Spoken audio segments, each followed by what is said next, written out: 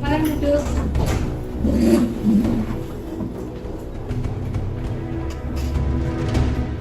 Ada apa ya? Jadi Bu, kapan kami bisa mulai penugasan ini? Jadi setelah ini kalian udah bisa bergerak untuk menyelesaikan program ini. Siap Bu, akan segera kami laksanakan. Perkembangan zaman mengakibatkan terjadinya perbandingan sejajar dengan kemajuan teknologi yang tersedia, sehingga ada banyak teknik yang digunakan untuk melancarkan fraud, terkhusus pada bidang perbankan. Indikasi terjadinya fraud cukup tinggi.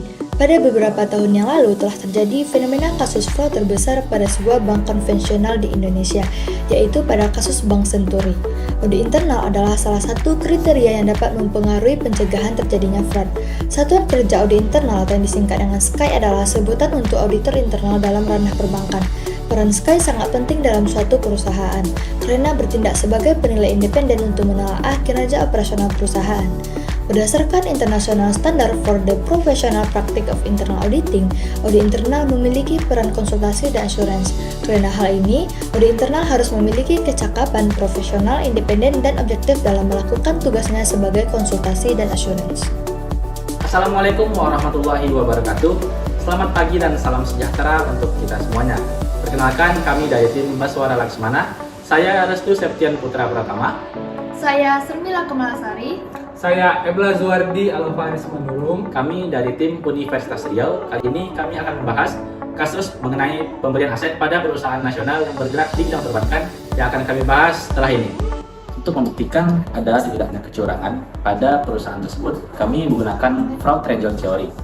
Fraud triangle theory atau segitiga kecurangan adalah tiga kondisi ataupun keadaan di mana munculnya kecurangan pada sebuah laporan keuangan. Di antaranya yang pertama adalah pressure atau tekanan, kemudian yang kedua adalah opportunity ataupun kesempatan, dan yang ketiga adalah rationalization ataupun rasionalisasi. Dalam hal ini, divisi IT kami juga mendapatkan tekanan ataupun pressure untuk memenuhi kebutuhan ekonomi maupun kebutuhan kelompok yang ada di divisi IT tersebut, sehingga kecurangan ini terjadi. Kemudian yang kedua adalah adanya kesempatan. Bisa terjadi karena ada dua kemungkinan. Yang pertama adalah lemahnya pengendali internal dari perusahaan tersebut, dan kemudian yang kedua adalah lemahnya kontrol dari kepala divisi IT tersebut, sehingga mengakibatkan terjadinya kecurangan ataupun adanya kecurangan dari hal ini. Dan yang terakhir adalah rasionalisasi ataupun rationalization, di mana dalam hal ini divisi IT melakukan kecurangan yang mana dalam hal ini nominal transaksi yang dianggap material tetapi masih dalam rentang harga yang wajar, sehingga dalam pengecekannya auditor kemungkinan kecil menemukan adanya terdeteksi ataupun deteksi dari nominal yang material tersebut. Jadi sebelum melakukan audit terlebih lanjut, prinsip etika audit yang harus dipatuhi oleh auditor internal adalah terdapat 6 berdasarkan pedoman perilaku auditor internal pemerintah Indonesia. Yang pertama adalah integritas, kedua adalah objektivitas, ketiga adalah kerahasiaan, keempat adalah kompetensi, kelima adalah akuntabilitas, yang terakhir adalah perilaku profesional. Jadi sehingga langkah-langkah yang dapat diambil untuk membuktikan fraud oleh auditor internal, yang pertama adalah inspeksi yang dilakukan oleh auditor internal, baik melakukan inspeksi terhadap dokumen-dokumen yang diperlukan terkait yang pertama pembelian transaksi drive yang bertujuan untuk memastikan apakah terjadinya transaksi tersebut sah dan diakui oleh perusahaan.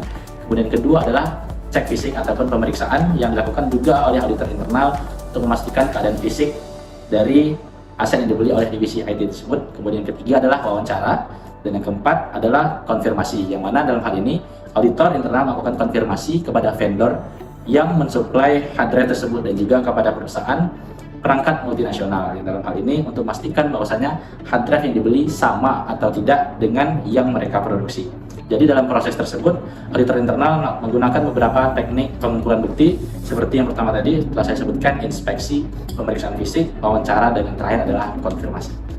Nah, dari langkah-langkah yang sudah dilakukan, kami menduga terjadinya penyimpangan pada transaksi pembelian yang dilakukan oleh divisi IT pada sebuah cabang yang dilakukan di daerah residensial di luar Jakarta, yang mana transaksi ini membeli satu set hard drive di luar pedoman perusahaan dengan harga sedikit lebih miring, tapi dalam masih batas harga yang wajar dan dianggap material.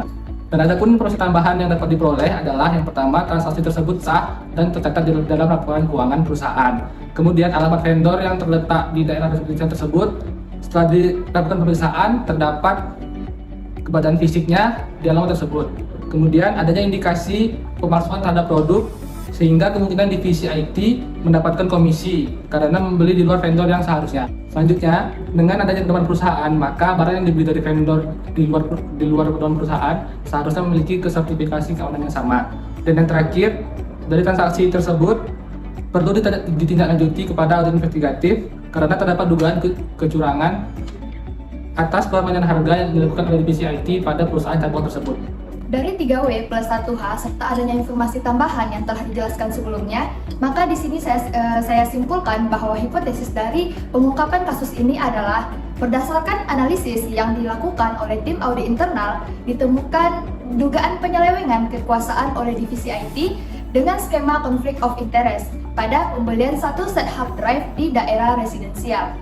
Untuk program audit untuk menjawab hipotesis tersebut, maka kami dari tim audit investigatif telah membuat program auditnya sebagai berikut.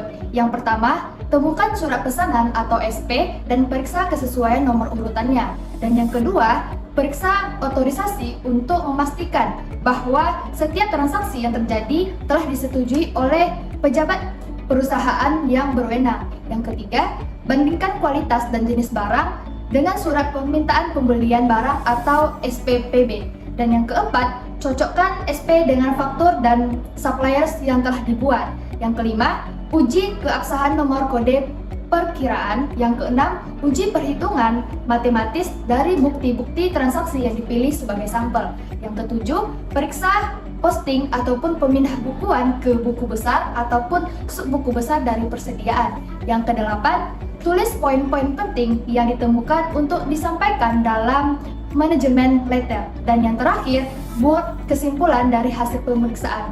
Nah, itu tadi beberapa program audit yang telah dilakukan oleh tim audit investigatif untuk menjawab hipotesis yang telah disampaikan sebelumnya. Berdasarkan hipotesis dan program audit yang telah disusun tadi, maka auditor internal menyerahkan sepenuhnya kasus ini kepada pihak perusahaan. Dengan segala bukti-bukti yang telah diperoleh, maka auditor internal tidak berhak memutuskan bahwa fraud tersebut benar-benar terjadi atau tidaknya. Yang berhak untuk memutuskan apakah terjadi fraud atau tidaknya itu berada pada pihak perusahaan atau kepada pihak pengadilan. Nah, dari hasil temuan yang telah kami dapatkan, bahwasanya auditor internal ini menemukan beberapa temuan-temuan yang seharusnya ini bisa ditindaklanjuti untuk segera disampaikan kepada pihak perusahaan. Bahwasanya perangkat menjadi penting bagi sebuah perusahaan, terutama dalam hal ini adalah perusahaan perbankan, agar nantinya pembelian-pembelian yang terjadi pada perusahaan ini, dan dalam hal ini adalah perusahaan perbankan, itu disetujui dahulu oleh pihak perusahaan. Dalam hal ini adalah manajer atau stakeholder, yang mana dalam kasus ini pula temuan-temuan yang telah didapati oleh tim audit internal tadi akan dilanjutkan kepada tahap audit investigatif untuk memastikan apakah temuan-temuan tadi telah terbukti benar atau tidak. Kecurangan dan kesalahan merupakan hal yang sangat-sangat dihindari untuk bisa menciptakan keuangan perusahaan yang bersih dan transparan. Nah, perusahaan juga perlu melakukan evaluasi kinerja dan monitoring lapangan untuk melihat dan meninjau kesiapan pelaksanaan operasi sehari-harinya.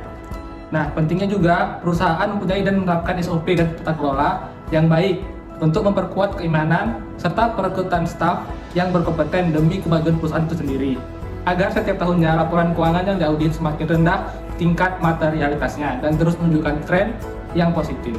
Pada saat pembuatan makalah ini, kami menyadari terdapat banyak sekali kekurangan dan keterbatasan serta masih jauh dari kata sempurna. Nah, oleh karena itu, penulis ataupun kami sangat berharap atas kritik dan saran dari para pembaca sekalian.